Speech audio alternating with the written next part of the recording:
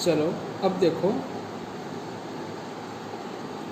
ये क्लॉबिंग of income का question है, बता देता हूँ। ये क्लॉबिंग प्रोविजंस से रिलेटेड क्वेश्चन है और इसके अंदर कुछ question setup and carry forward का दिया हुआ है, बट हम अभी जो है क्लॉबिंग प्रोविजन से रिलेटेड जितने भी सारा क्वेश्चन आंसर्स हैं वो सबको हम अभी प्रैक्टिस कर लेंगे, ठीक है। देखो क्या है, Shyam transfer 2000 shares of X limited to MS Babita, मतलब miss Babita, without any consideration, बिना कोई कंसिड्रेशन का। कौन? मिस्टर श्याम जो है वो ट्रांसफ़र किया है शेयर किसको? बबीता को, ठीक है। विदाउट एनी कंसिड्रेशन, बिना कोई कंसिड्रेशन का। अब बबीता कौन है, श्याम कौन है, ये किसी को पता नहीं, बट एसेट ट्रांसफ़र हुआ है विदाउट कंसिड्रेशन में, ठीक है ना। शेयर जो है ट्रांसफ़र हुआ है बबीता को विदाउट कंसिड्रेशन में, ठीक है। उसके बाद क्या हुआ, लेटर बाद में Shyam and MS Babita got married. वाह, बात समझ में आ गई। वो जो कॉमेडी किया गया था, वो जो बात बोला था, ये ना उसकी गर्लफ्रेंड को क्या किया है, एसेट ट्रांसफ़र किया। स्पाउस का जो बात करते थे, अगर स्पाउस को ट्रांसफ़र किया कोई एसेट, उससे जो इनकम अराइज होगा वो ट्रांसफरर के हैंड में टैक्सेबल होगा, ये बात बोला था। बात समझ में आई? हाँ सर समझ में आई। क्या समझ में आई? कुछ समझ में आई? नहीं समझ में आई। तो प्रोविज़न एक क्या था? प्रोविज़न था, मान लीजिए ए एक पर्सन है, ठीक है।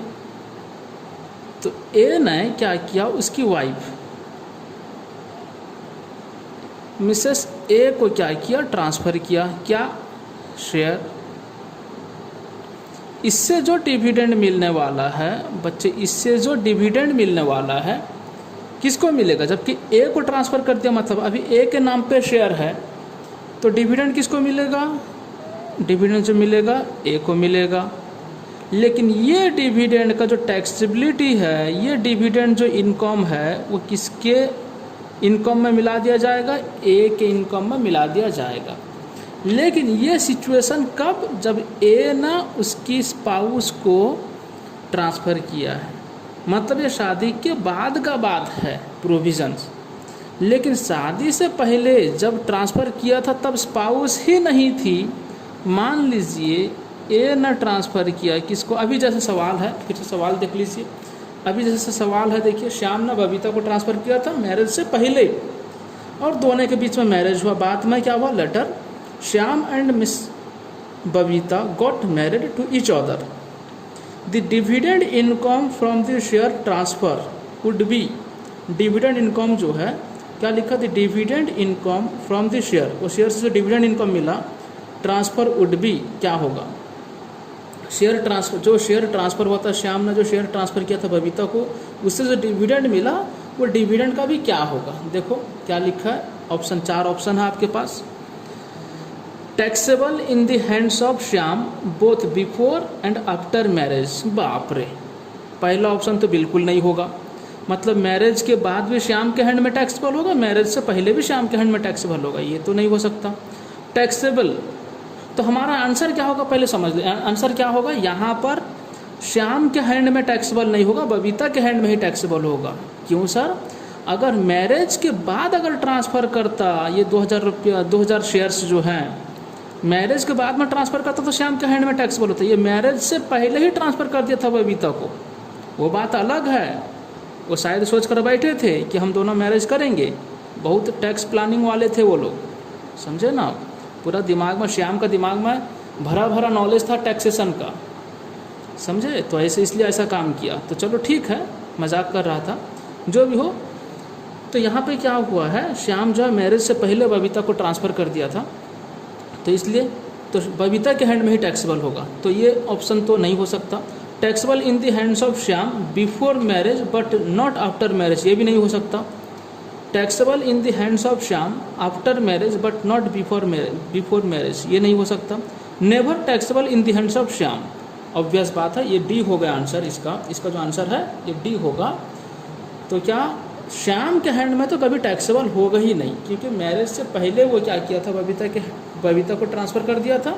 तो इनकम जो अराइज होगा बबीता का, वो मैरिज के बाद भी क्यों ना हो, इनकम अगर मैरिज के बाद होता है लेकिन वो एसेट ट्रांसफ़र हुआ था मैरिज से पहले, तो टैक्सेबल होगा बबीता के ही हैंड में।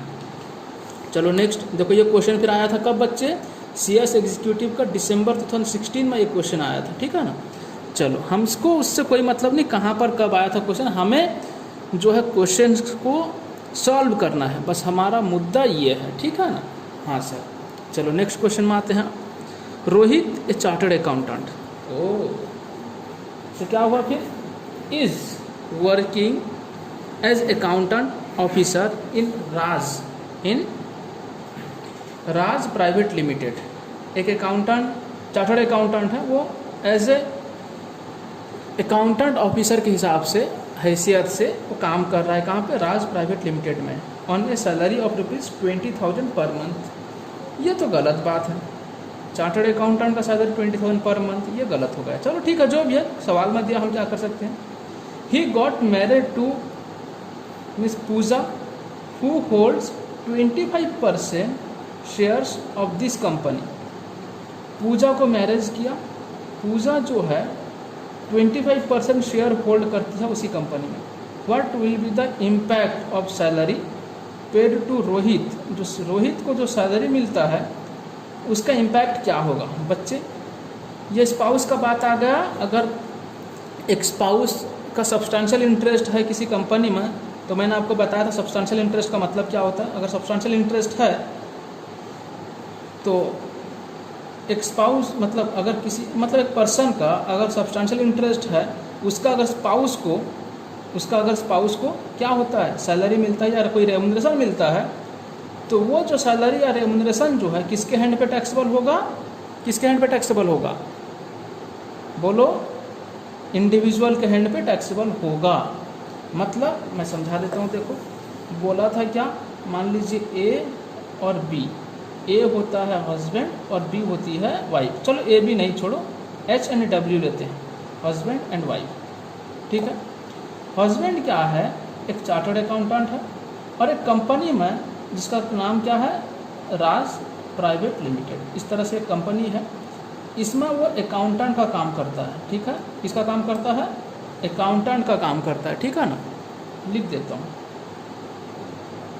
अकाउंटेंट का काम करता है, CA है और अकाउंटेंट का काम करता है इस कंपनी में। और वाइफ जो है इसी कंपनी में 25% होल्ड करती है, क्या, शेयर होल्डिंग होल्ड करती है, कितना, 25%। हमारा सब्सटेंशियल इंटरेस्ट कितना होता है बच्चे, 20%। चलो ठीक है, तो इसका मतलब वाइफ का जो है सब्सटेंशियल इंटरेस्ट इस कंपनी में है। अब इस कंपनी से सैलरी मिलता है कितना, 20,000 पर मंथ का H को। हम देखे थे अगर H का कोई प्रोफेशनल या टेक्निकल क्वालिफिकेशन नहीं है, अगर कोई प्रोफेशनल या टेक्निकल क्वालिफिकेशन जो है नहीं है, तो ये जो H को जो पैसा मिलेगा, तो ये जो 20,000 पर मंथ मिलता है, तो क्या हो जाएगा, वाइफ के हैंड पे टैक्सेबल हो जाएगा। जो सब्सटेंशियल इंटरेस्ट होल्ड करते हैं उन्हीं के हैंड में टैक्सेबल हो जाएगा। अब इस सवाल में रोहित तो एक चार्टर्ड अकाउंटेंट है और अकाउंटेंट के हैसियत से राज प्राइवेट लिमिटेड में काम करता है। तो अब बताओ, इसका तो प्रोफेशनल क्वालिफिकेशन है ना, तो ये जो 20,000 मिलता है रोहित को, और रोहित के हैंड पे टैक्सेबल होना चाहिए। समझ में आई बात। अब यहाँ पर अब ऑप्शन देखना शुरू करते हैं, जल्दी से ऑप्शन देख लो आप ऑप्शन देखना शुरू करो, ठीक है। हाँ सर ठीक है, तो चलो, what will be the impact of salary paid to Rohit, Rohit को जो सैलरी पेड किया गया वह अब रोहित के हैंड में टैक्सेबल होगा या क्लब होकर जो उसकी वाइफ पूजा है उसके हैंड में टैक्सेबल होगा। तो देखो हमारा काम क्या है, मिसेस पूजा के हैंड में तो टैक्सेबल कभी नहीं होगा, क्योंकि ये क्लबिंग हो ही नहीं सकता। क्यों क्लबिंग नहीं हो सकता, क्योंकि रोहित के पास प्रोफेशनल क्वालिफिकेशन है। 100% salary to be clubbed, 50% salary to be clubbed, no amount to be clubbed, 25% salary to be clubbed. तो आंसर होगा सी, कोई भी अमाउंट क्लब नहीं होगा। और ये सवाल आया था CS एग्जीक्यूटिव का दिसंबर 2015 में आया था, ठीक है ना। चलो अब हम नेक्स्ट सवाल को चलते हैं, ठीक है। नेक्स्ट सवाल क्या है, नेक्स्ट है क्या, देख लो, ये रहा आपके सामने नेक्स्ट सवाल। Mister Shiva gifted A let out building which fetches rental income of ₹10,500 per month to his son's wife। अब देखो ये आ गया, फिर से पढ़े थे एक जगह पे, अगर कोई इंडिविजुअल उसका सॉन्स वाइफ मतलब उसका बेटा का पत्नी को, मतलब अपनी बहू रानी को अगर कोई एसेट ट्रांसफ़र होता है, उस एसेट से जो इनकम अराइज होता है वो इनकम मतलब किसके हैंड में टैक्सेबल हो जाएगा? ससुर जी के हैंड पे टैक्सेबल हो जाएगा। ठीक है ना? हाँ सर ठीक है। तो चलो आगे बढ़ते हैं। अभी 10,500 उसका रेंट का इनकम अराइज होता है to his son's wife on 1 November 2018। The municipal tax on 6,000 on the property was paid on 10th January 2020। चलो ठीक है। The total income from all other sources computed amounts to ₹2,60,000 except income from above said property। ये जो property है इसका income को छोड़कर बाकी सोर्स जो इनकम है कितना? 2,60,000 है। ठीक है। उसके बाद बोला his total income chargeable to tax is मतलब मिस्टर शिवा का तो इनकम कितना टैक्सेबल होगा, जल्दी से बताओ। पहले हिसाब कर लो ये सारा चीज़ से, फिर उसके बाद में बताना। ठीक है, पढ़ लिया आपने? सवाल पढ़ लिया ठीक से? चलो अब देखो, अब आ जाओ यहाँ पे, मैं इस सवाल का ऑपरेशन करता हूँ। ठीक है, अब सुनो ध्यान से, फिर से और एक बार सवाल आपको दिखा देता हूँ। सवाल देख लीजिए क्या है। सवाल ये है, कहाँ गया ये? मिस्टर शिवा का सवाल था ना? हाँ जी सर, ये रहा आपके सामने। मिस्टर शिवा गिफ्टेड किया, मतलब ये हमको ये समझ में आ गया, ये 10,500 रेंट का इनकम आता है, सॉन्स वाइफ को रेंट का इनकम मिलता है, वो इनकम जो है शिवा के हैंड में टैक्सेबल होगा। और ये इनकम को छोड़कर शिवा का इनकम होता है कितना? 2,60,000। अब उसका टोटल इनकम कितना होगा बोलता है, हिज टोटल इनकम कितना होगा चार्जेबल टू टैक्स। अब सुनो, 10,500 और यहाँ पे म्यूनसिपल टैक्स जो 6,000 जो 6,000 है वो पेड किया है कब? 10/1/2020। अब बच्चे सबसे पहली बात सुन लो, सबसे पहली बात ये है, हम जो कैलकुलेट कर रहे हैं ना वो फाइनेंशियल ईयर 19 और 20, फाइनेंशियल ईयर 19-20 के तहत हम कैलकुलेशन कर रहे हैं। ठीक है? हाँ सर ठीक है। प्रॉपर्टी कब ट्रांसफ़र किया? प्रॉपर्टी ट्रांसफ़र किया 1/11/2018, मतलब बहुत दिन पहले वो ट्रांसफ़र किया। मतलब अब तक ये जो हाउस प्रॉपर्टी है सॉन्स वाइफ के हैंड में ही है।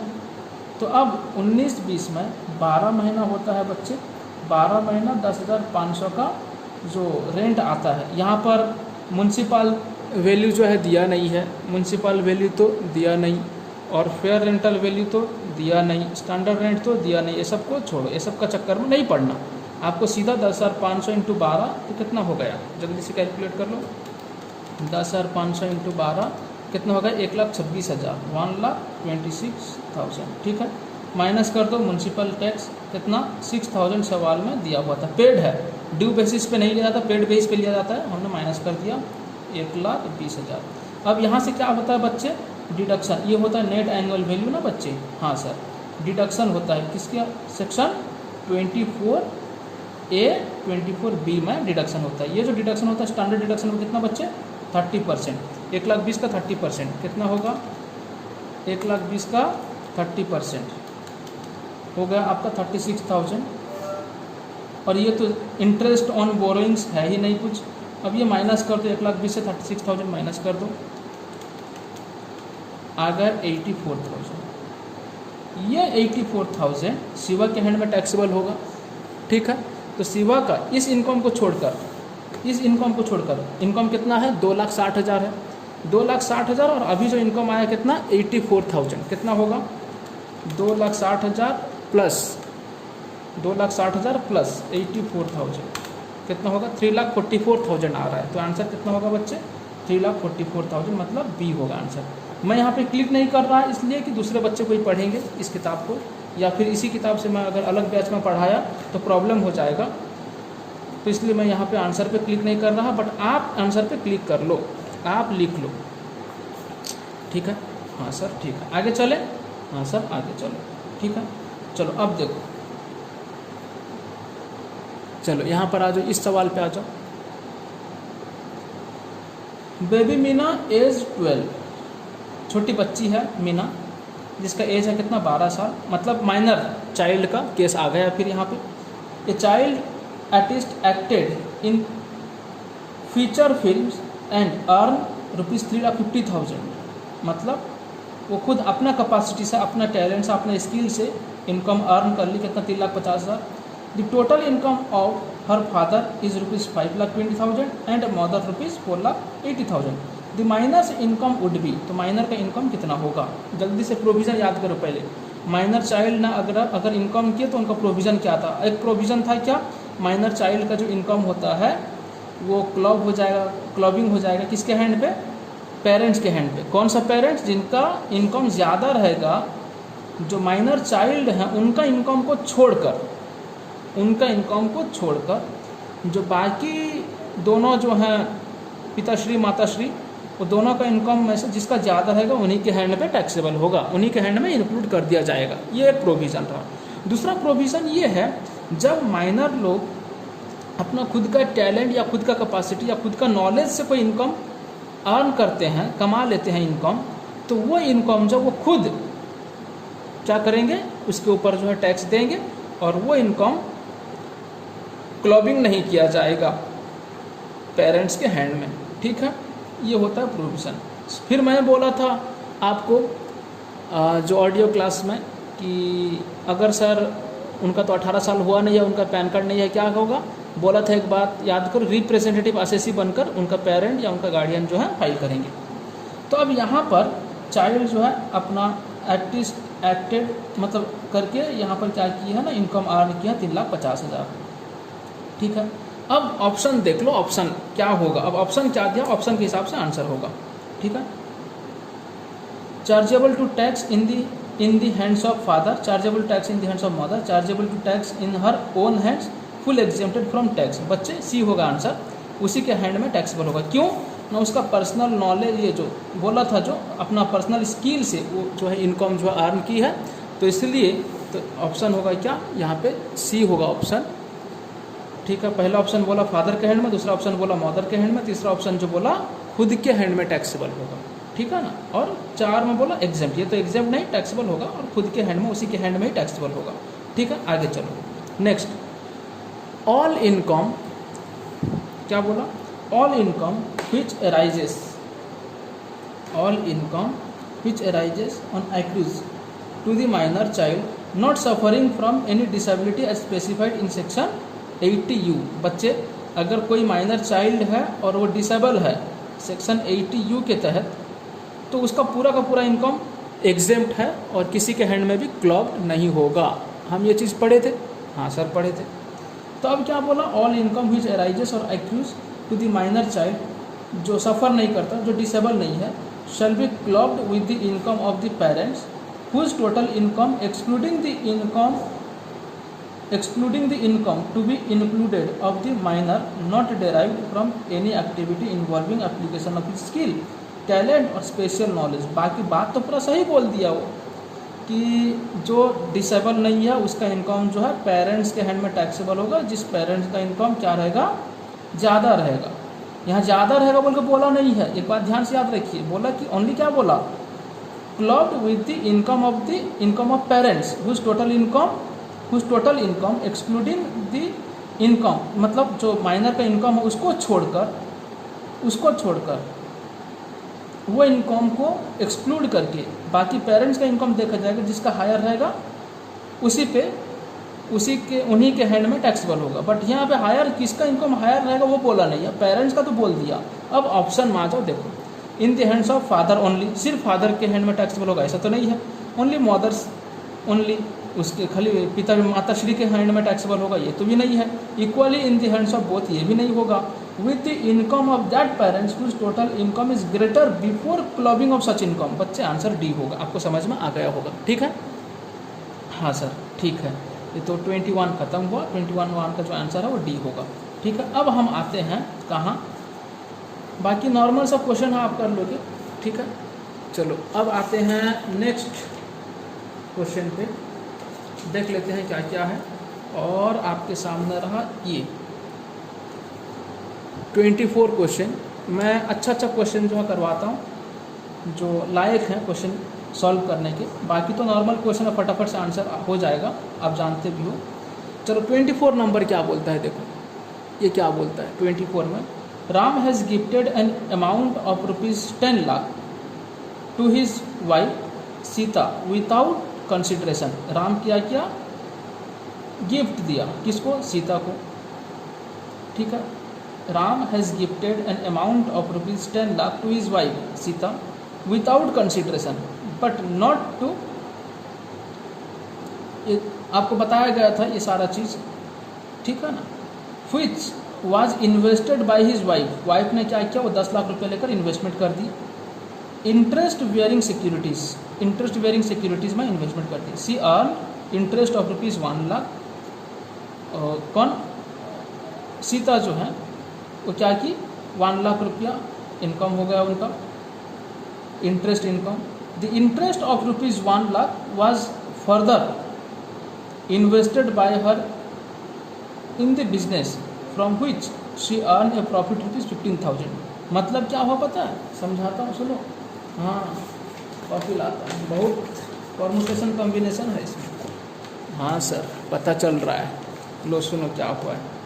अब राम ने क्या किया, सीता को 10 लाख रुपया गिफ्ट किया। फिर सीता को क्या, सीता ने क्या किया, उससे लेकर इन्वेस्टमेंट कर दिया सिक्योरिटीज़ में। इससे क्या हुआ, सीता को इंटरेस्ट मिला 1 लाख का। ये 1 लाख रुपया लेकर सीता ने क्या किया, सीता ने क्या किया, अपना बिजनेस में, अपना बिजनेस में, इसका बिजनेस, इस सीता जी का बिजनेस, उस बिजनेस में क्या किया, उन्होंने इन्वेस्टमेंट कर दिया। कितना, 1 लाख। और इस बिजनेस से उनका जो प्रॉफिट हुआ, ये हुआ कितना बच्चे, 15,000। समझ में? हाँ, देख लो प्रॉफिट कितना हुआ बच्चे, 15,000। The income which is to be included out of his gifted amount, जो गिफ्टेड अमाउंट दिया गया था उससे जो इनकम अराइज हुआ in the hands of Ram, मतलब राम के हैंड में, हम जानते हैं अगर कोई इंडिविजुअल मतलब राम, उसकी स्पाउस मतलब सीता को गिफ्ट किया, कितना, कोई एसेट गिफ्ट किया, उससे जो इनकम अराइज होगा वो इनकम जो है टैक्सेबल होगा राम के ऊपर। समझ में, राम के हैंड में टैक्सेबल होगा। तो अब राम के हैंड में जो टैक्सेबल होगा कितना, 1 लाख रुपया, जो वो गिफ्टेड एसेट से कितना इनकम हुआ, 1 लाख रुपया। फिर वो 1 लाख रुपया से सीता ने इनकम कितना कर लिया, 15,000 रुपया। दोनों इनकम तो सीता का है, 1 लाख का 15,000 का। इसमें